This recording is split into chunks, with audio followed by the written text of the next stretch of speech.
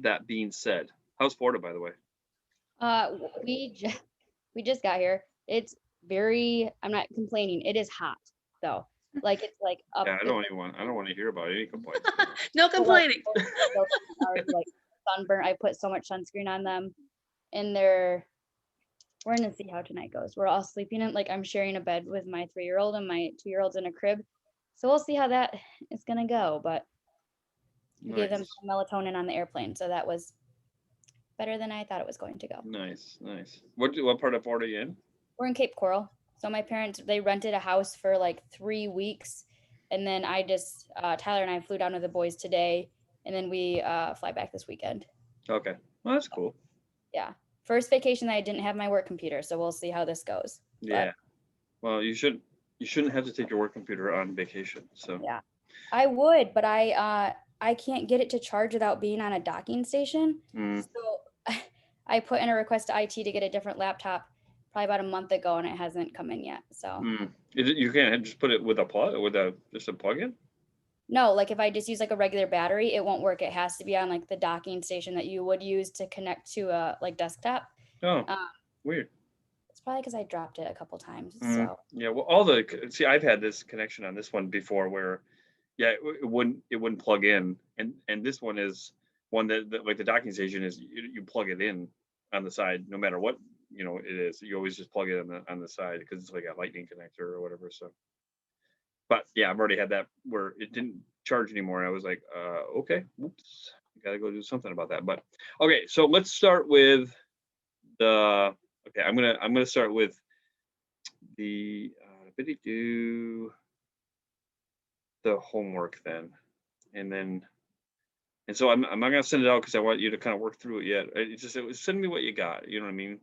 It's, Taylor, I'm not gonna count you down or anything. We'll work through it together. So we will be fine. Let me see. Um, doesn't feel confident in that. Kelly. why is that not working?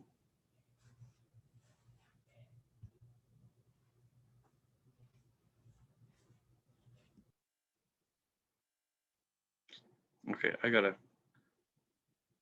Oh, wait, here we go. Okay, here's homework 2. All right, so here's homework 2. And so, what was the problem that you had then? So, well, let me go through this one at a time here. So this is just what that was supposed to look like, right? So here's your. Kelly, did that make sense, that first one? Yes, I have that for the first one. I also have like the equations to get to the -1 and 1s, like the 70 minus Oh, okay. 80 over 90 minus 70 Yeah. divided by 2, that kind of stuff. Yep. I had all that Okay. down as well. Yeah, I guess.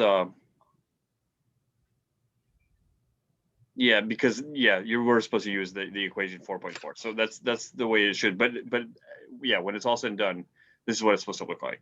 Yes. So it's just that, and it's just that -1 plus 1, and then the next one is that -1 minus plus plus, and so it just goes in that order there, 3/8. So okay, and I know it's probably not for Taylor. You're gonna have to probably. Yeah, I'll send you this thing too, and just make sure that when you just check it to make sure that it matches whatever you're doing too. So Yeah, I know I have the first 2 right based off of this because I redid those ones today. That's what I have.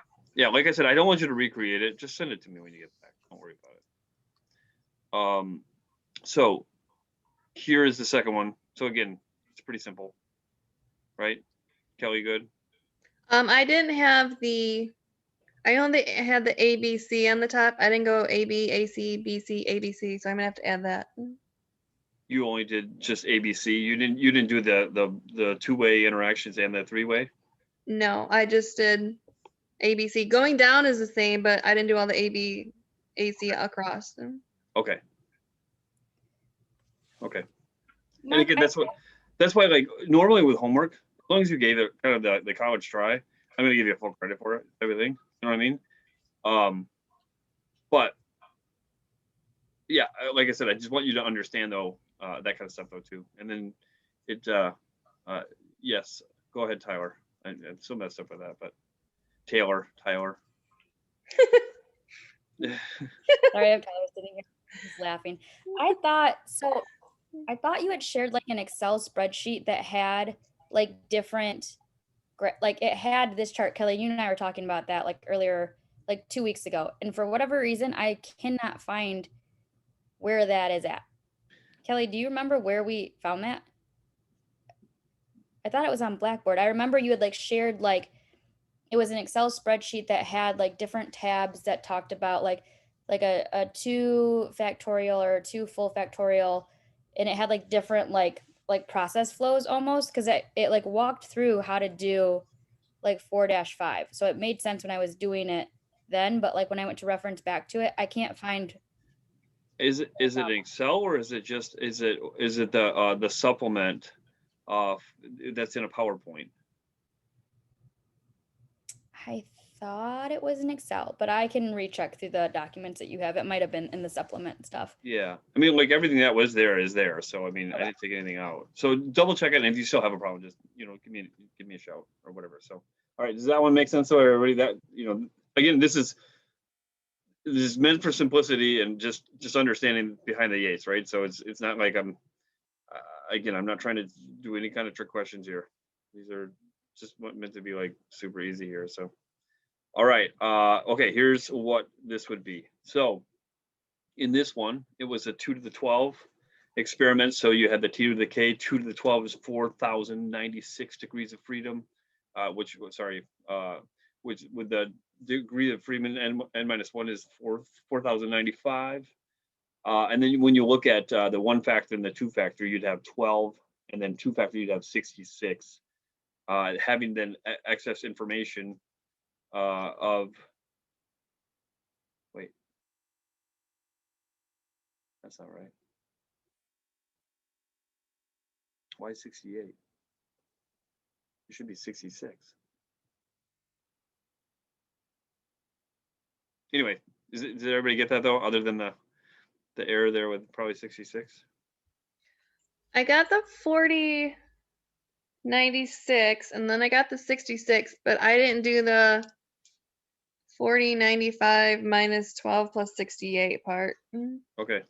Mm. But see, that's that excess information because that's what you have from the 1 factor and then the 2 factors. You have those calculations that from that C to the K to the H calculation there when you do the 1 factor, 2 factor calculations.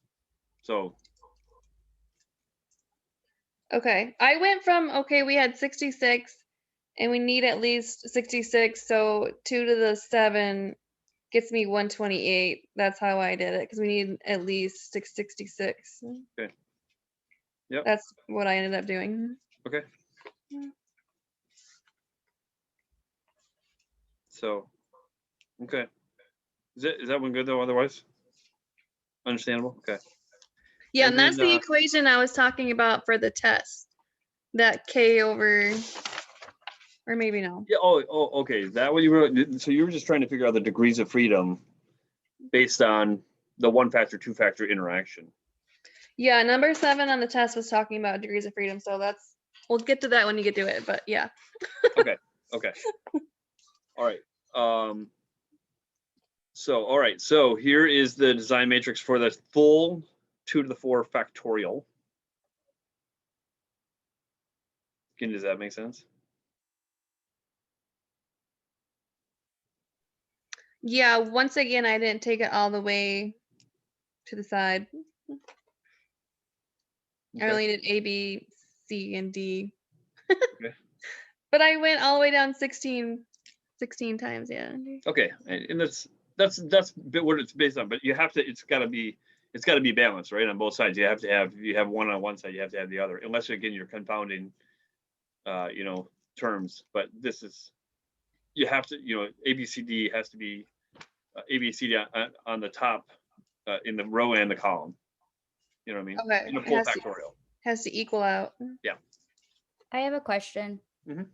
So this is the one that I couldn't redo when I tried to do it today, but for whatever reason, I think I did my columns wrong because I thought I had 16 down and 16 across.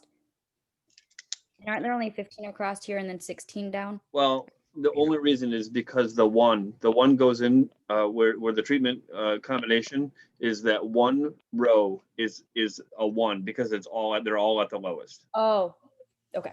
Yep. Yeah. Okay. So And so it's one more in the column there. Okay. Nope. Yeah. Okay. So does that make sense? Mhm. Okay. So other than that, again, it's pretty easy to not easy. I mean, it probably takes a little bit of time to do it, right? But past that, then the last one was using the 2 to the 4 factorial from the problem 5.3 right there.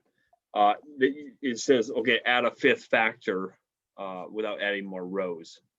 And then doing that, what fraction would you have if you didn't, so you didn't want to add any more rows. And so if you put that into, it's one of those things you can figure out, but you also could put it into Minitab and understand what fraction you could have. And then your generator and your defining contrast would come up on Minitab.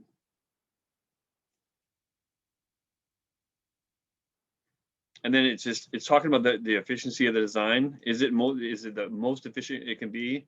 It'd be no, because there's excess information based on the fact that three-way interactions are pretty much useless, right? So in that case, there's those three-way interactions, so you would just modify that design not to include three ways when you try to get it down to a fraction to the half.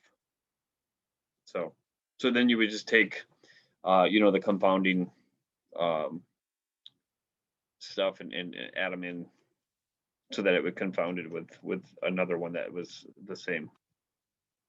So, make sense? Okay. So based on that, so like I said, just get the homework in the best you can to do that. And then, so you should have that. And I'll even put this into the resources too, so you can follow this, because the test kind of follows the same kind of format type, so that you can just kind of follow that, and that way, the test, you can just hand the test in a bit, and then we'll go from there. Since I already sent you the homework, do you want me to resend it with my answers changed? Which one? The test? This homework, since I already No. emailed it to you. Nope. Just leave it. Yep. Whatever you came up with is fine. Like I said, homework is fine. Just whatever the test is, though, if you want to make any changes there or whatever, you could base it on this now. Like I said, I'd rather have you understand it. This is not a trick question. This is not, you know what I mean?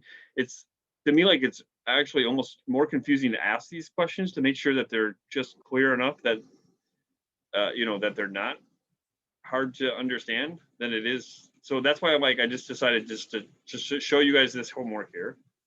And then that way, then you can go back through and check your test to make sure that it's what it should be. And then we'll go from there. So, cool. Okay. All right. Any other questions based on that? Like I said, I'll put that in the Blackboard, so you guys can just reference that. All right. Any other questions? Let me then quick get your thoughts as far as like projects. You guys have a project that's picked out, a subject there. What subjects do you guys have that you guys are thinking you're going to do? I don't think I'm 100% sure yet. Okay, that's fine. Okay, you just keep it in mind. I just the reason why I wanted to give it to you earlier here is so that you had a lot of time that you can really set it up and do all that stuff. And there was kind of like there was a couple of dead weeks later on, and so we're just going to have less dead weeks later on, because that way you had some time to just look at it and that kind of stuff. So I'm going to move all that the schedule just back by a week too. Not a week, but actually it's only a day. So okay. Other than that, did you have anything, Taylor? Did you come up Yeah. with something, or are you still working on that too? I'm either gonna do the Alka-Seltzer one or like there's a paper airplane one. So Okay. when I took the test the last time when I started my project, I did the paper airplane one. Okay. So I was thinking of just doing that because I'd already started it before. But I also remember thinking as I was doing it that I should have done the Alka-Seltzer ones that seemed easier to do. Yep. So I haven't decided yet, but I'll do probably one of those two. Okay. Okay, cool. Yeah, that's fine. Totally fine. Okay. So then past that, let's get into tonight's topic.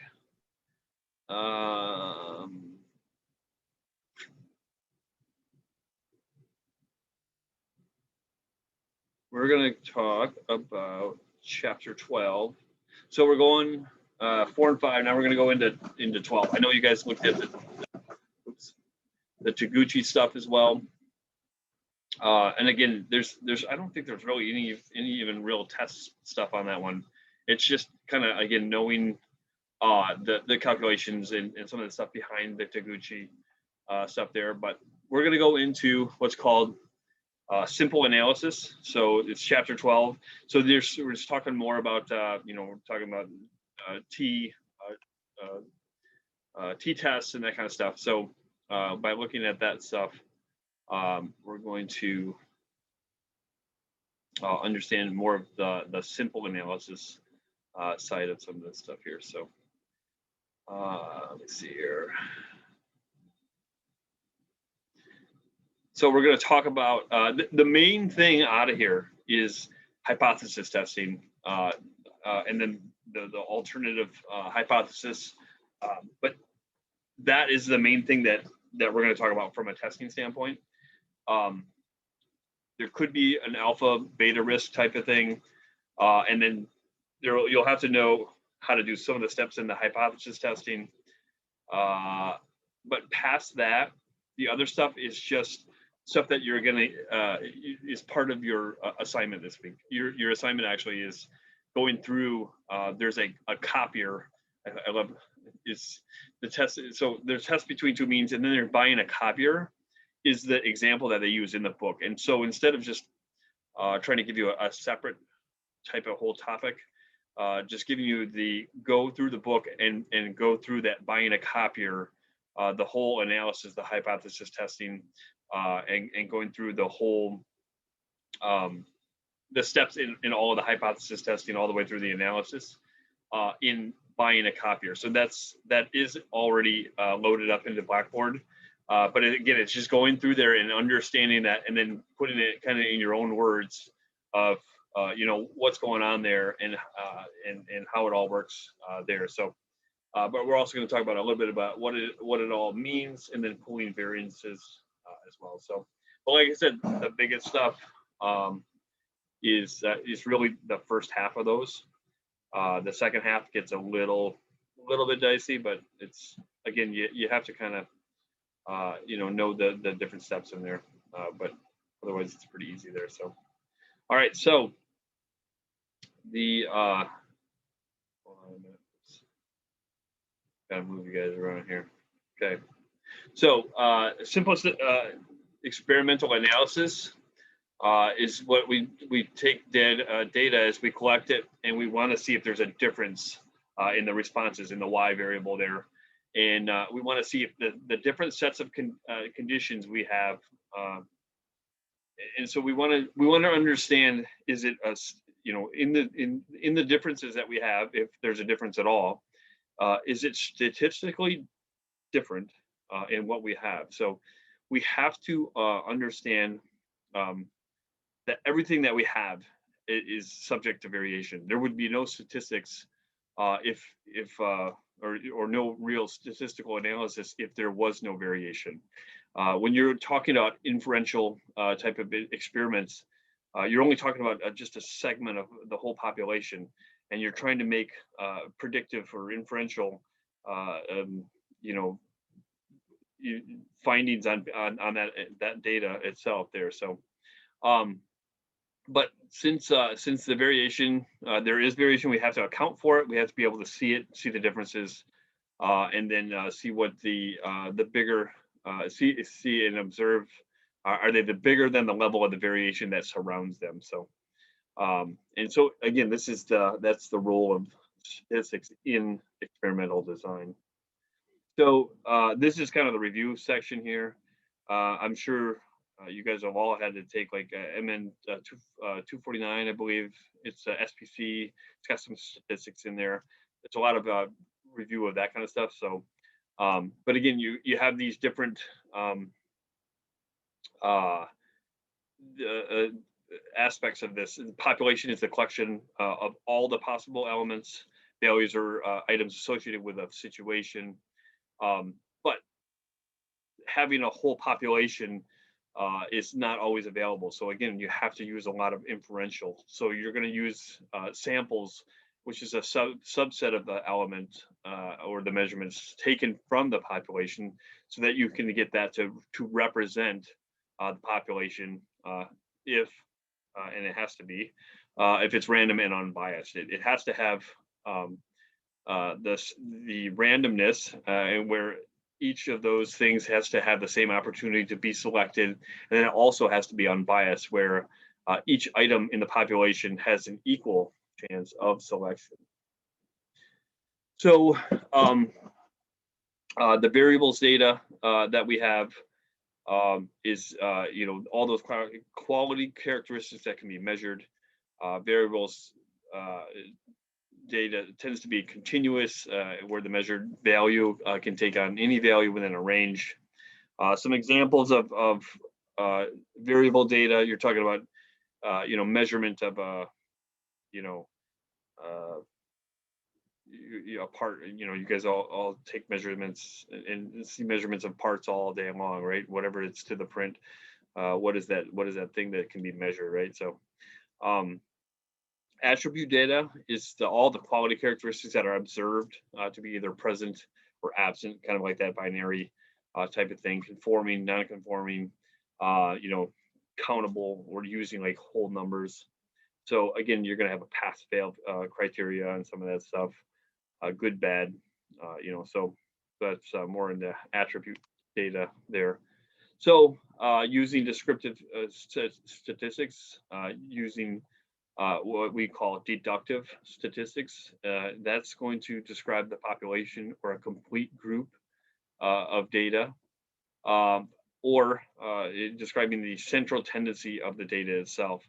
All data is going to be, all normal data is going to have a central tendency, so that with the more the samples that you get, it's going to always tend to become, even that much more tightly packed, and hopefully you have, like I said, if it's normal data, it's going to just be higher peaked on your bell-shaped curve is going to get higher and steeper. So, but there's always also a huge need, like I was talking about with inferential or the inductive statistics, because so many times we're looking at just a very limited amount of, or a representative sample of the whole population, and then we have to use that to interpret predict characteristics of the larger population, and so that's what this one is all about, really, is trying to figure out, taking that information, and how do we predict based on just a small subset of all of the information that's out there. How do we take that information? How do we ensure that we've taken the right amount, the right stuff, and understand what we have from that standpoint, to try to make our inferential decisions about the larger population, because again, we're never going to have, on some things, we'll never have the full population on that, understanding how to use that. So when we're talking about the population sample and the risk there, so you have your population parameter and your sample statistics, and so each of these is going to have their measure of a measurement, right? So it's a measure of centralness and then the measurement of variation, where your population parameter is going to use the mu symbol there, and then for measures of variation, it's going to use the sigma. Whereas the sample statistics is going to use your X bar, which is your average of all your data points. And then for looking at the measurements of the variation is just your standard deviation there. So that's what your population is. So it's you know, it's very much it looks a lot the same, right? But it's based on it's just my proper population versus a sample statistics there. So so we want to make the probability of making always the correct decisions based on situations that have variation, and there is always a chance that we can take the wrong information the wrong way, make the wrong decision based on that, right? So we have our chance of that being called our risk, which is the complement of the risk. So it's 1 minus risk is the probability of it being correct. And so when we talk about the alpha values, we talk about how you know, it's going to be 95% competent, right? So that would be like a 5% risk factor in there, or if you're talking medical, you're going to probably go to more like the 1%.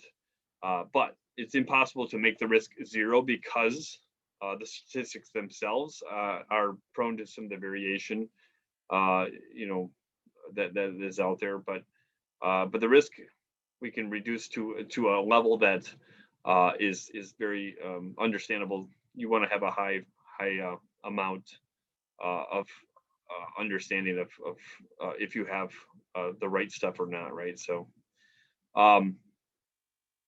so like I said, the biggest thing that we're going to talk about really tonight for testing and for everything else, and for really you know, this is one of the cornerstones, like it says right there, is for the statistical inference is you have to have that discipline of the hypothesis testing.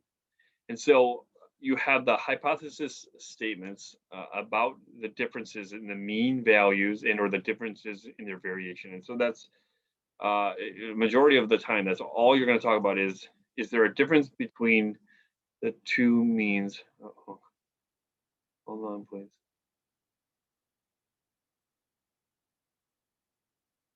I don't know. It's giving me a weird message, so just in case it shuts down, I'll be right back. But Lenovo just sent me a weird message. Anyway, but it's always about understanding between the means of the differences of the means of each population or the variation of each population. So looking at each of those,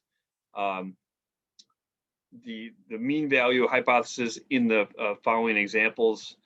And so we'll look at that before we get into the methods for testing variation. So we're going to look at just the mean value hypothesis, okay?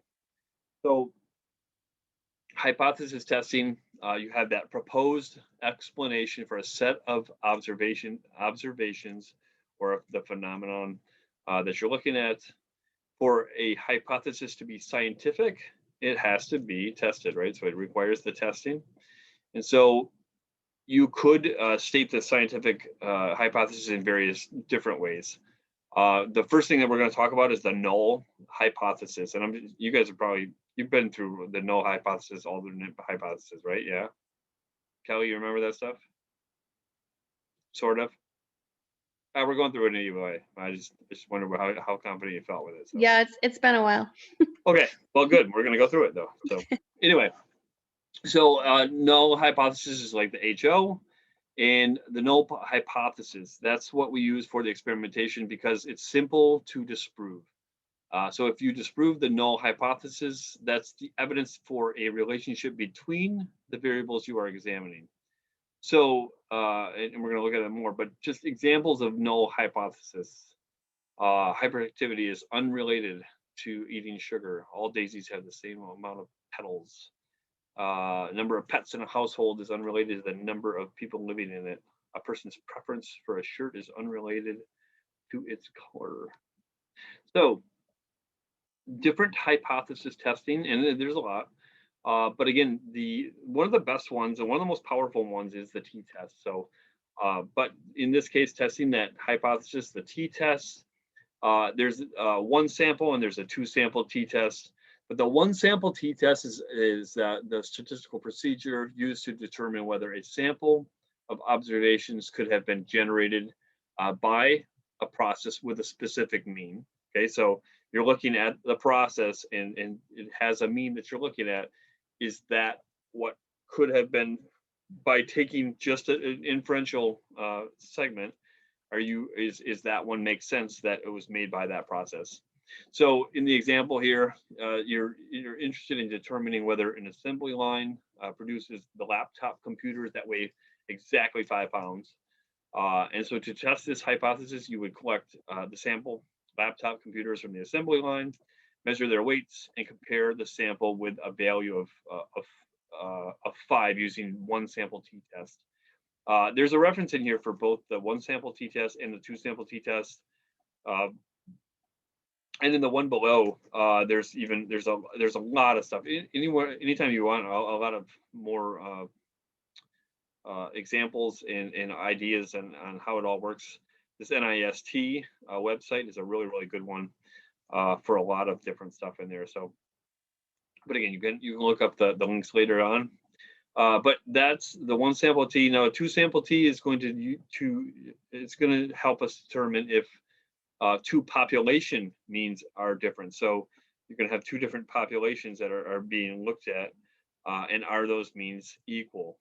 And so a common application is like when you make a change. Is the change much different than what we had before? Is the treatment superior to the current process or treatment?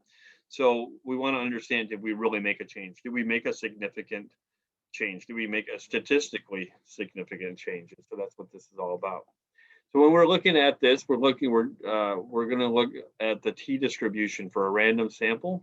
We're going to look at n degrees of freedom. And so if you look at 13.2, figure 13.2, and so you're looking at to the right there, you have your critical region there. And so there's your alpha. So alpha, always you use, a lot of times we're going to use 95%, 5% is really, you're going to be your alpha. Your T is anything past that. It's your critical region of that distribution of the reject region there. And so, to the alpha value under the curve to the right, under the curve to the right of T, that's your critical value there. The T often is designated by T alpha, the V to indicate the critical value and the number of degrees of freedom associated with the test itself. So in this one right here, you have your two-tailed t-test. And so your alpha value is going to be taken and you're going to have each of those because you're going to divide it by 2 because there's 2 different regions in which your alpha value can create the reject region. Your one-tailed t-test is only going to have 1, so your alpha value will stay at the full amount there. So because you're only looking at 1 critical T, but that's really the two-tailed t-test versus the one-tailed t-test. That's what it looks like. You only have 1 critical reject region versus the two-tailed T, which has 2 critical reject regions there. So this is on 214, and so we talked about. Sorry, this is a different one. The size in inches of the sample, 25 parts per sample from a process. And again, it has to be under the like conditions, so it has to, have the same set of variables there. But the observation, the parts vary around the 10-inch mark, but none is actually 10 inches. So what would be the null hypothesis on this one? Anybody know? Well, the answer's on the next page. So we will look at it there. So by the observation of the data, it appears that the target mean is 10. So that's the specification. And so in the null hypothesis, it would be stated that there is no difference between the specification, which would be 10, and the mu 0, and that's the mu 0, and then the actual mean of the production population, which is mu itself. And so the formal statement of the null hypothesis, which again is the hypothesis of no difference, would be that the null hypothesis H0 is the mu equals mu 0. So it's just equal. So your spec matches your population mean. Make sense, right? Pretty simple. That's the magic. That's it. So Mark, that's saying that the null hypothesis is that your production population equals your target value? Yes, that's your null hypothesis, right? So if there's a true difference in those two things, right? Because that's the hypothesis of no difference. Mhm. If there's truly a difference, then those two are not going to be equal. Okay. Right? So null hypothesis is there's no difference. Okay. And so over here, the next thing is if you have, different, opportunities, right? You also have to have an alternate hypothesis. And this is where these are not going to be equal. And so that it's going to say that there's a difference between the specification and the mean of the production population. So the formal statement of that one, of the alternate hypothesis, is that the alternate hypothesis, and sometimes I see H1, sometimes I see HA, but we're just going to stay with H1, is your mu does not equal mu 0. So it doesn't, your sample your mean does not equal your actual specification. So now you have your null, mu equals mu 0, and your alternative, mu does not equal mu 0. And again, we're going to talk a little bit more about this as well, but we're using the with the statement of the hypothesis about the production parameter, but we're actually checking its validity using the statistic, because you're taking the average of the actual numbers themselves, and that would be your X bar. So just a side note there. But when you're looking at those answers now, you want to know what the truth is, right? What's the truth about the whole thing? Well, the one truth could be that parts differ, and the other part of that, the truth could be parts are the same.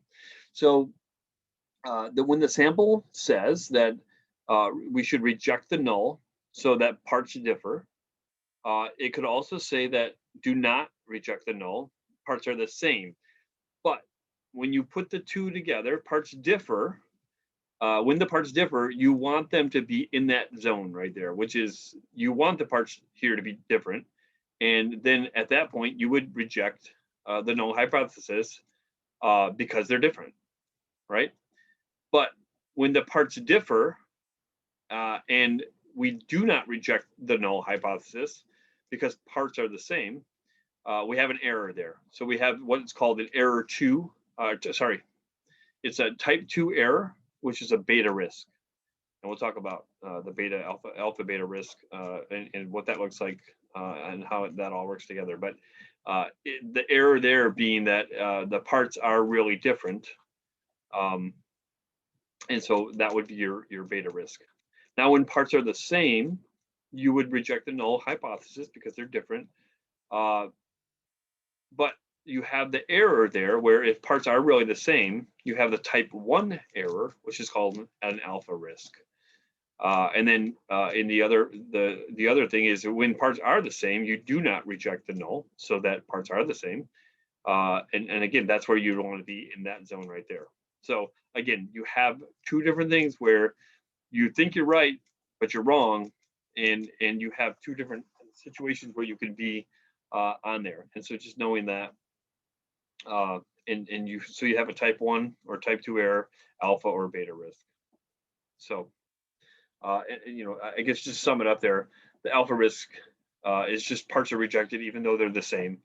Beta risk is just that parts are accepted even though they are different, right? I mean, and both of those can be risky either way, right? So, you're going to have different situations where one might cost money, but one might be where you're letting bad parts go into the process, and so each situation is going to be a little different there, but we could try number one, and this is what we always try to do in statistics in process. Your process, looking at your process, take out as much variables as you can, clean it up. So you can try to take all that variation out of the process by cleaning it up. So that would reduce the risk of their error there. And then, but number two there, we're usually just going to take a larger number of observations and make that use of the central limit theorem, because as we know, the more parts that we get, the closer and more accurate we're going to have as far as what the actual population is actually represented there. So, and so again, I think I said this earlier, but I just want to make sure that we're really talking the same language here. But the central limit theorem is just that given a sufficiently large sample size, the sampling distribution of the mean for a variable will approximate a normal distribution regardless of that variable's distribution in the population. So the more samples that you get, the more normal that the population is going to be. The more normal the distribution you're going to get. Like I said, so it's going to be a tighter bell-shaped curve in there. So again, you can look up all the extra stuff on there for the central limit theorem on the reference there, but just want to make sure that we're understanding that. So now there is two different things there. We have to understand the estimate of the variance and the standard deviation, where in here, anytime you're going to see n is the number of observations. And in your standard deviation, there you also call it the standard error of the mean. So just understanding that. So what about n? Well, that's what we use. So and so that's just your population of what we're using. So the number of observations in there. So when you look at the data on 215, page 215, it gives you this calculation, and I probably should have. But as you do the calculation, you'll have to see on page 215. You can go back and reference it there. But it would get the SX squared there is 0.01621, whereas that's just that that is that squared, and then it's SX. So 0.1273. And so you can look that up on that page there. I don't know.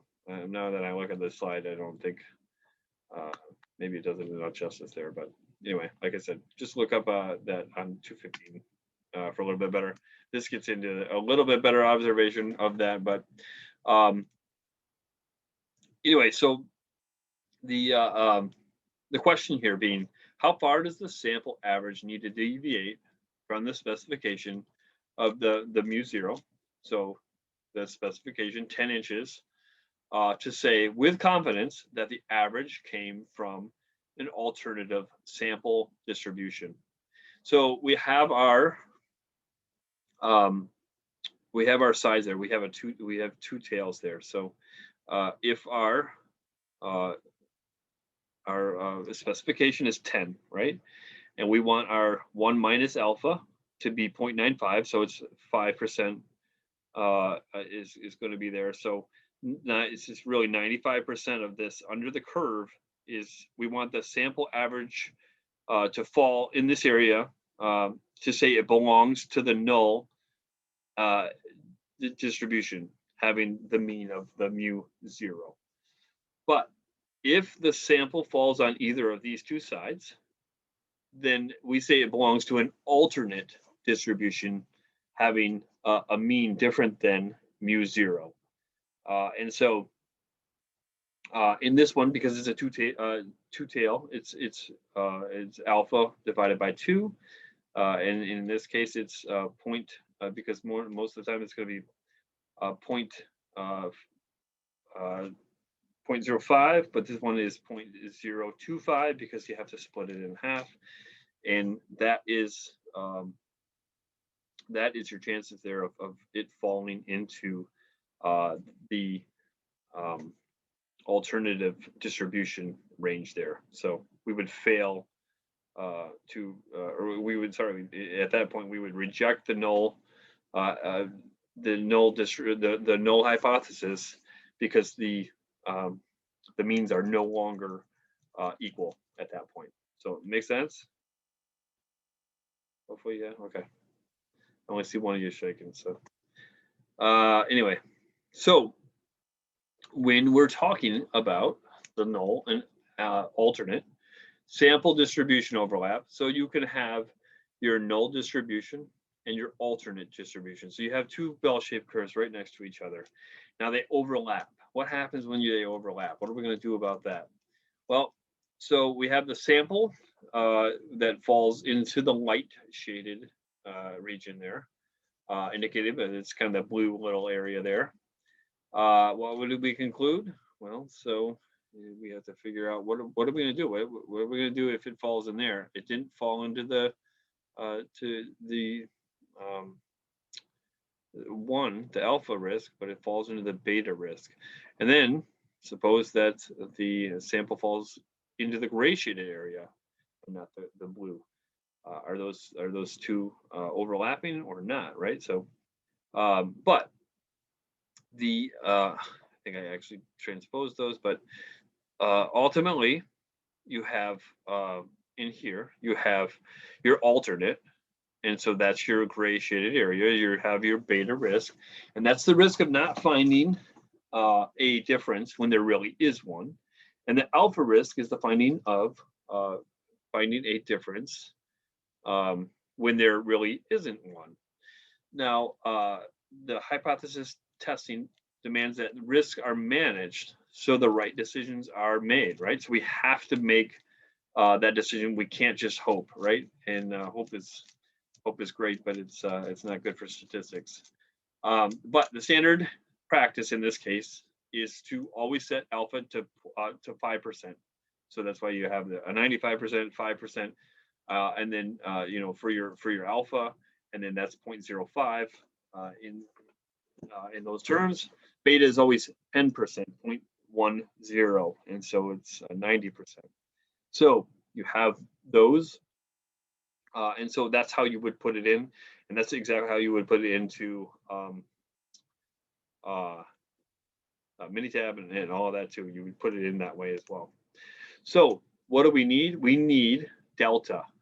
I know a lot of times you're thinking delta is that the triangle. This is the other form of delta, but the delta in this case is the distance in which, oops, it's the distance in which the difference between the sampling distributions. So looking at delta, it's the distance to detect. So you have oh,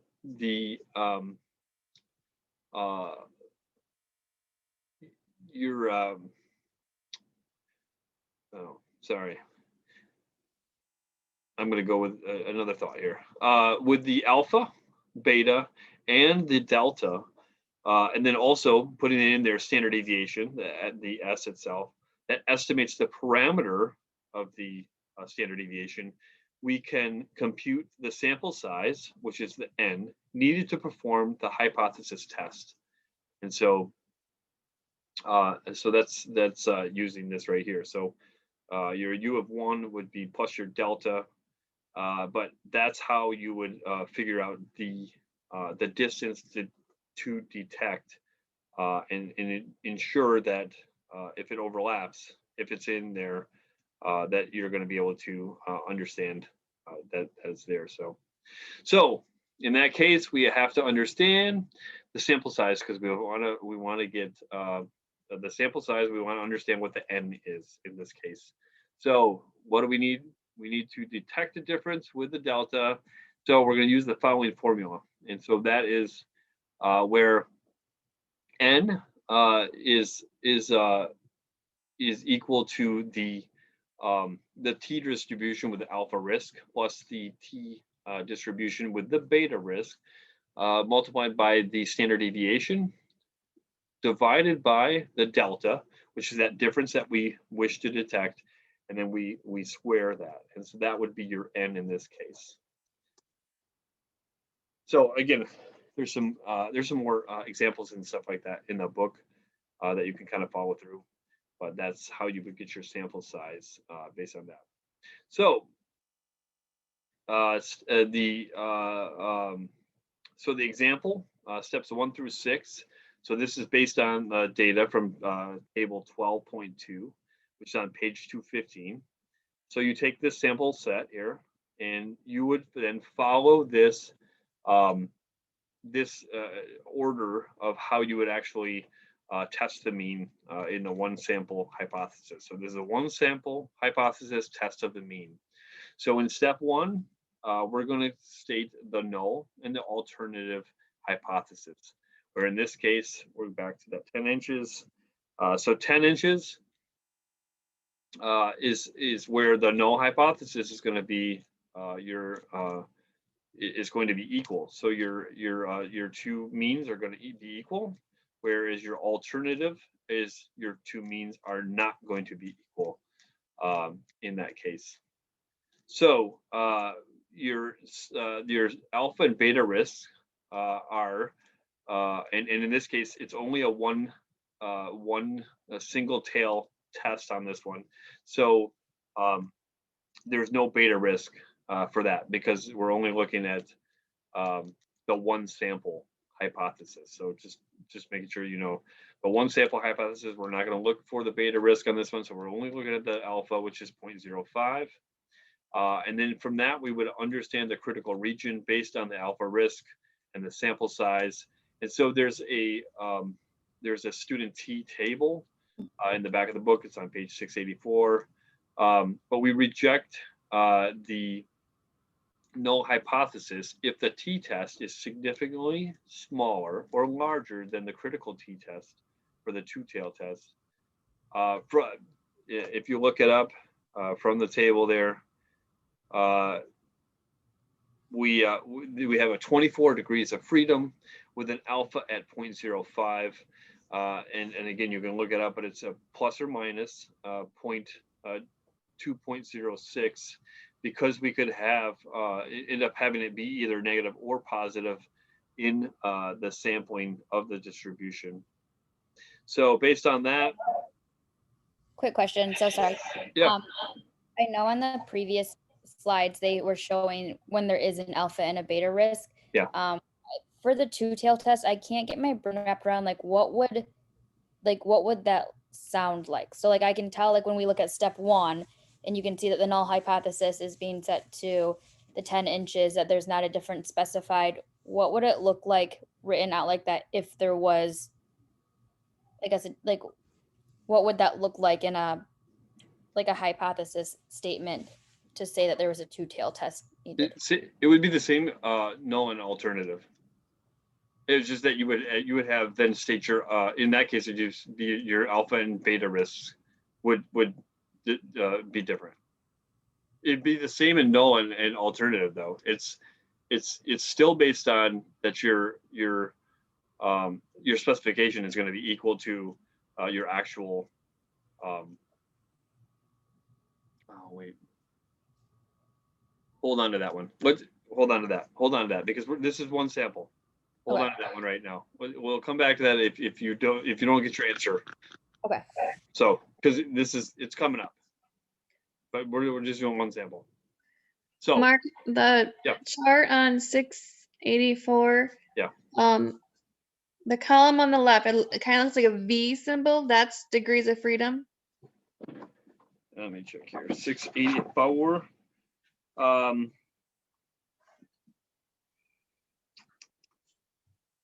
Yeah, so 684 is your that's your student's two-tail T.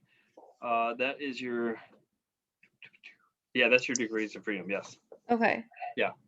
And then our alpha was 0.05, so we just Yep. connected. We got the 2.06. Yep. That's what we're looking Yep, at. yep. Okay. Yeah, exactly. Yeah, so that's exactly where, yeah, so it's 2.0639 from the 684 from that thing there. So Okay. that makes sense. Okay, so we want to calculate X bar, standard deviation, and the degrees of freedom. So X bar, taking all those numbers and averaging them, 9.967.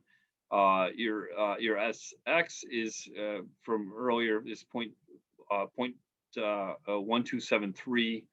And then your sample size was on this one was 25. And so to calculate, then you plug and chug on the T value using the one sample T statistic. You have to take this calculation here, where you're taking your X bar minus your mu 0, which is your spec, right? So your average minus your spec, divided by your standard deviation, divided by the square root of your sample size. And so what you come out with then is negative 1.30 for this one. And so move you around here. Step 6, we have to draw the conclusions based on that. And so in this one, the T calculated is minus 1.30, and the T critical in this one, so that it would say anything on the left of that one would be negative 2.06. We would this being here, because it's to the right of that, we cannot reject the null hypothesis because there's no evidence that the process has changed itself, because it looks like it's from the same population. So let's see, like, I think, Taylor, I think your question is going to get answered here at some point. Okay, I do have one more question. Sorry. Yeah, go ahead. You go back one slide. So like looking at that chart right there. So even though it says two-tailed t-test, is the t-test always going to be like that? It doesn't matter that it's a two-tailed versus a single-tailed.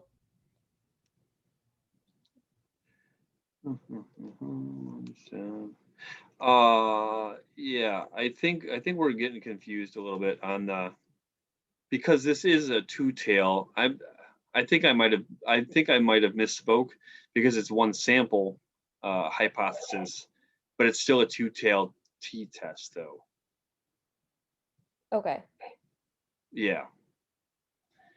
I'm yeah. So would it always be a two-tailed t-test? It's just a one sample versus a two sample?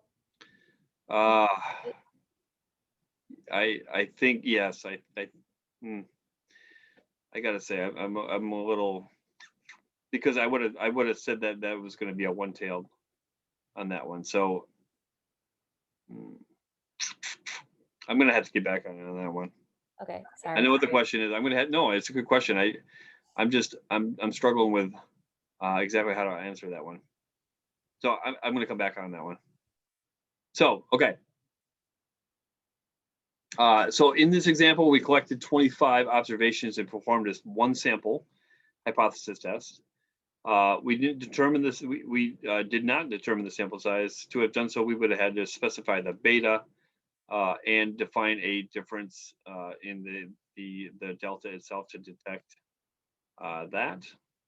And so now we're talking about two sample. So maybe this will clear it all up here. Like I said, there's a lot of things that are going on here. So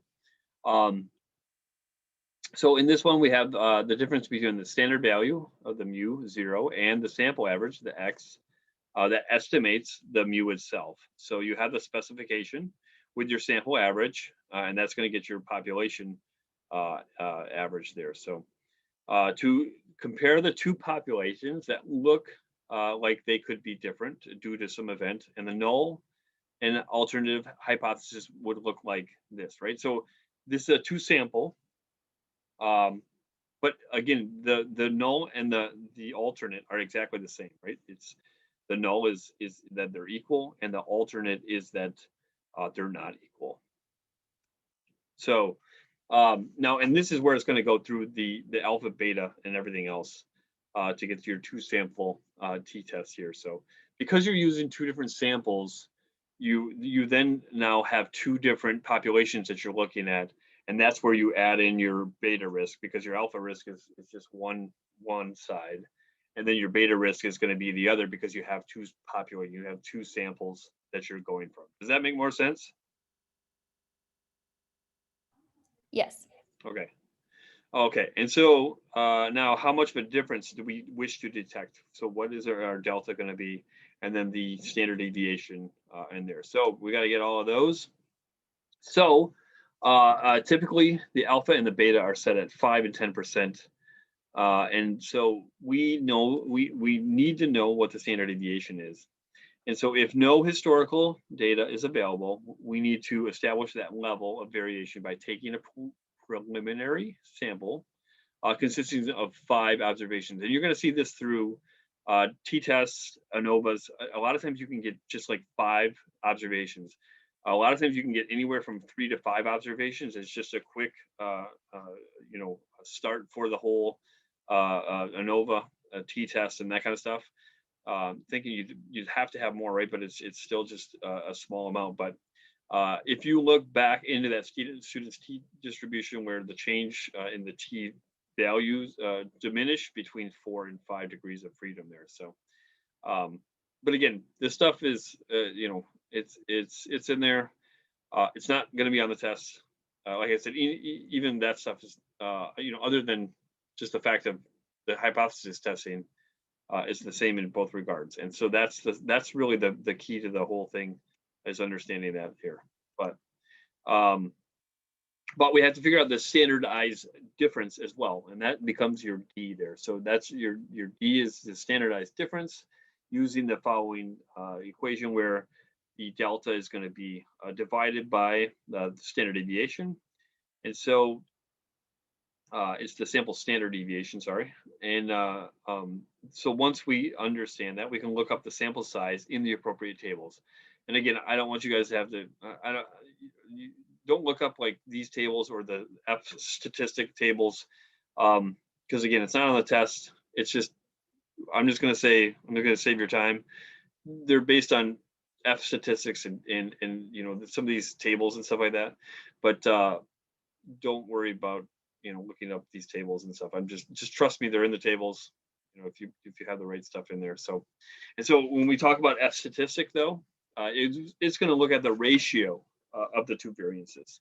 So we're looking at the two different populations. If the samples came from the same population, the variances would be the same and the ratio would be 1. So think about it from one population. You could pull out 10 parts this time, 10 parts the next time. They should be equal, but it doesn't mean that they are, right? Because you can pull them out from different types and different times. And so there's always going to be a little bit of a variation in there, even if it's from the same population. But if the sample variances are not the same, in the book, it's talking about this one. In this in the book, it's talking where they got 43.16 and 34.21 from the table. Their ratio would be different from 1, right? So we have to have the ratio would be 1. And so how do we compute the F statistic? And then how much larger must this ratio be to say that the variances are different? In this case, we're always going to take the F table, and the F table is constructed. We put the larger sample variance in the numerator of the ratio, and then the smaller one is in the divisor, right? So in this case, we assure that the F value equals or exceeds 1 in all cases.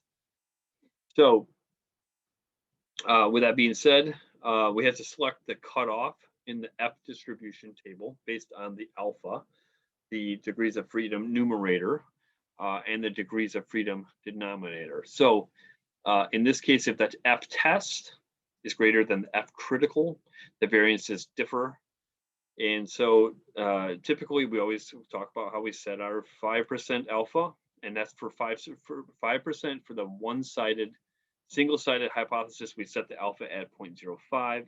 For two-sided hypothesis, we set it at 2.5 or 0.025. And so you can see in this one, you have the one-sided, you just have, 5% is going to be here. It looks, again, a lot the same with a two-sided, but in this case, it's because it's two-sided, it's going to be 0.25 in that case there. So sorry, did I say 2.5? 2.5 there. So in this one, the F test itself has the null and alternative hypothesis, being that the standard deviation, the null hypothesis is the standard deviation squared A is equal to ultimately the B side of it, right? And then the alternative is that they don't equal. So you have, again, null is that they equal, and the alternative is that they don't, they're not going to be equal. So we're looking at a two-sided hypothesis. So we split the alpha risk of 5% between both sides using 2.5%. We use the appropriate F table. So just again, just go with me on the appropriate F table because it's just a table, and Minitab is going to be a lot easier.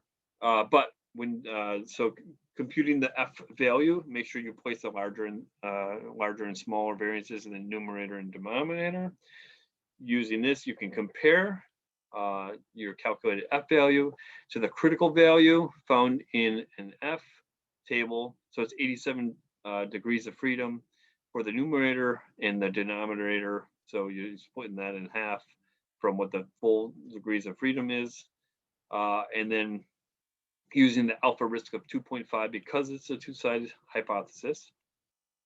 And so from that standpoint, because we already have our F, being that it's the larger is the 443.16 divided by 34.21, and that's 1.25.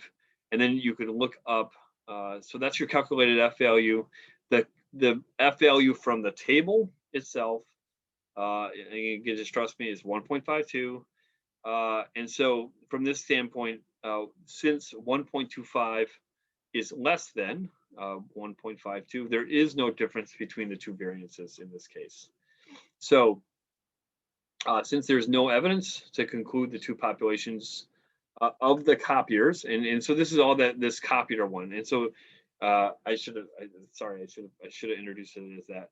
But the one that the assignment that you're going to look at is the two copiers, and how are they going through this copier of quality of print, and how it all goes through. And so, like I said, once you kind of go back through this, using your book, read the part which is in there. It's I'm trying to remember what it was called.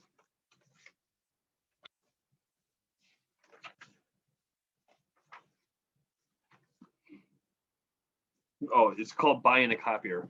So those are the numbers that I've been using, and I'm sorry if I put that in there well enough there. So, but from the book, it'll have a little section in there of what it all means, and it'll talk about just how to like actually read it, all this stuff. In this case, it shows you that there is no evidence to conclude that the two populations, the two population of copiers have different levels of variation. And so at that point, we can pool the sample variances together and now test for a difference between the two population means. So let me go back a little bit. In the book, you're going to go over the copier thing. And so what it's all based on is how these copiers, they're going through, they're trying to figure out what copier they're going to buy.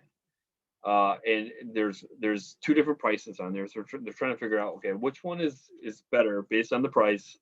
That, you know, if they're both the same, if they have both the same print quality, we're just going to take the cheaper printer, right? So that's all it would be. So the whole problem that you'll have is the back to about right here. So and this is where I got to change the slide up a little bit, I think, is make sure that you understand that this is all where it kind of comes into that copier. So that's the assignment for the week, though, is buying the copier, page 226. And so going through each of those steps there, all the way through to do all of that. And again, it's not on the test. It's only just the part of the assignment here. So I just want to make sure that you understand, you just got to go through this, make sure that you understand how this all works together from the book, and kind of read in your own words to make sure that it makes sense to you. But like I said, it's not gonna be on the test. It's just you get through the assignment, should be good to go. That's there. So, but we want to talk a little bit more just about pooling variances when a t-test.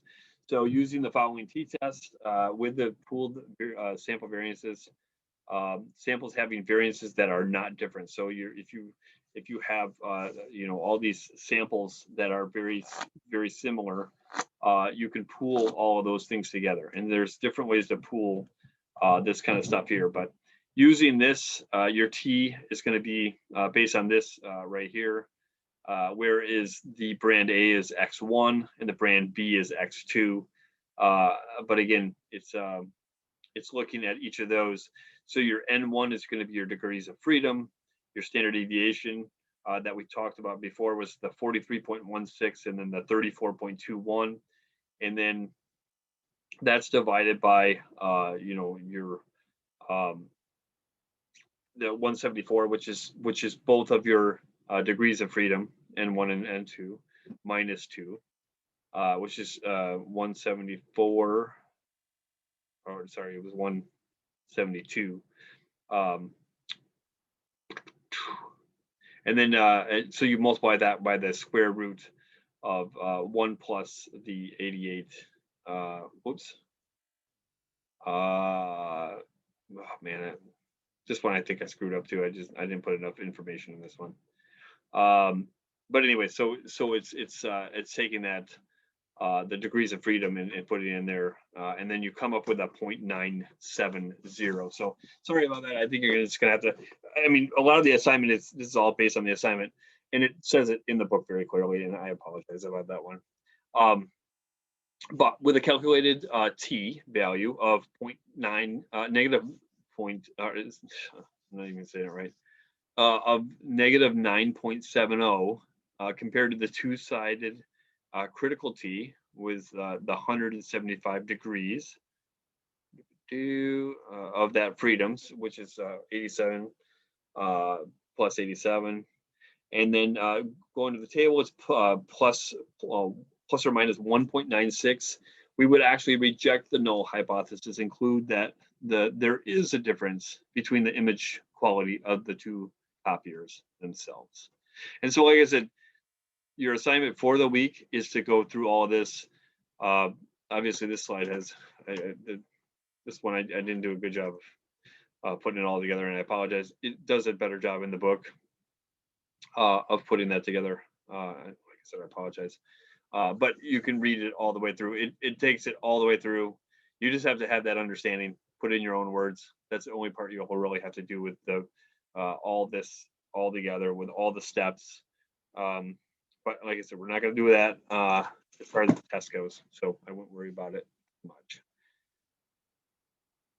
All right. Any other questions, thoughts? And Taylor, I'm gonna get back to you. I'm gonna try to think through that question with the 1T versus the 2T, and how I can explain that maybe a little bit better. Okay, thank you. Yeah. But anything else that you guys want to see on that?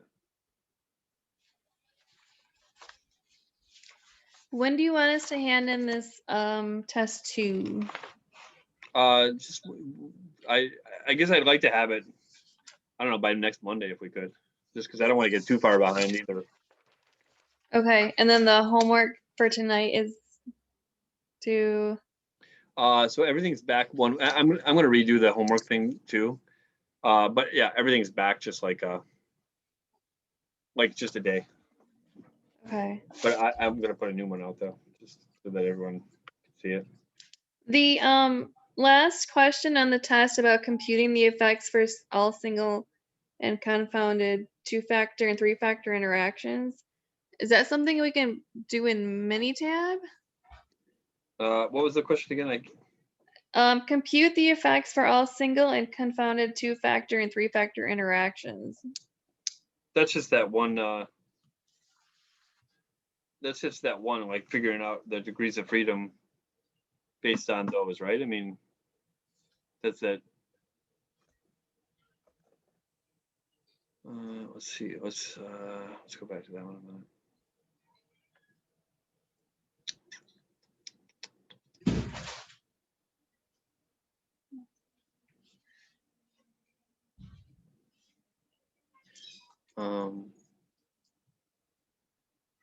Like this right here, right? Is that what it is?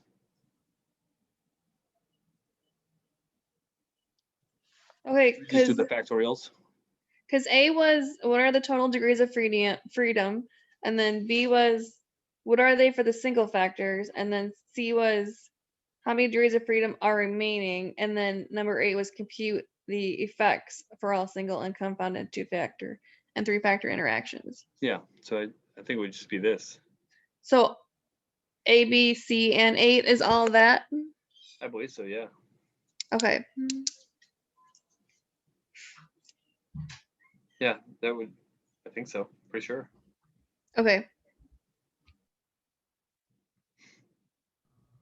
And So Mark, yeah, you so said the just using that. excess information formula is the 4095, so the degrees of freedom minus your 1-factor plus the 2-factor interaction. So it's not actually 68, it's 66. Yeah, so I don't know why it says 68, but like I said, I'm using somebody else's stuff, and this is where it gets confusing because I would have never said it would be 68. I don't know why it would be 68. It must be like a typo.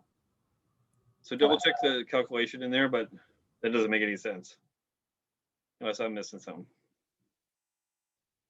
Again, this is, like I said, I use and have used some of this stuff, but this kind of stuff does not come up on a daily basis, right? Like, so this is not my, I'm straight up, some of this stuff, not my expertise, right? Like, so I'm just trying to remember back when I've had to do some of this stuff, right? But this stuff just does not come up on a daily basis, and so. Okay. It was for 16 treatment combinations, so instead of the 12, we would put 16 there for that whole equation. Yeah, Okay. because it'd be 16, right? Okay. Yeah, whatever the calculation would be.